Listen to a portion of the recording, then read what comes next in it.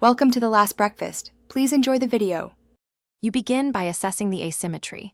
Look in a mirror and measure prominence in centimeters so you have a baseline. Once done, clear a small area and sit upright. Breathe diaphragmatically to relax tight muscles and bring ribs into a neutral position. Make small, controlled lateral bends toward the flatter side to mobilize tissue. You do this slowly, avoid pain, and record what you feel.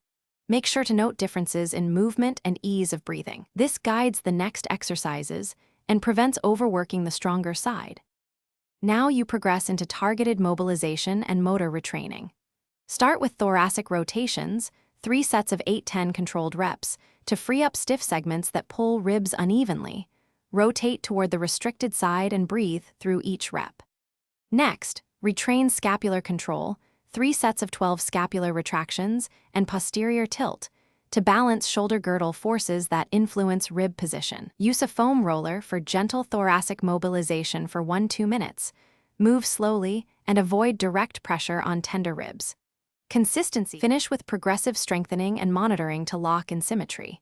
Add resisted diaphragmatic breaths and oblique strengthening, 3 sets of 10-15 reps, using light resistance or 0.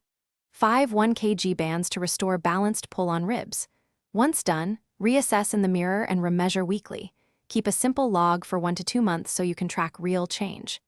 Make sure to modify load slowly, and if you notice sharp pain, numbness, or worsening asymmetry, stop immediately.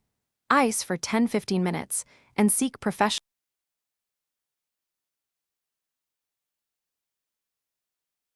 Thanks for watching. If this was helpful, leave a like and consider subscribing. See you next time.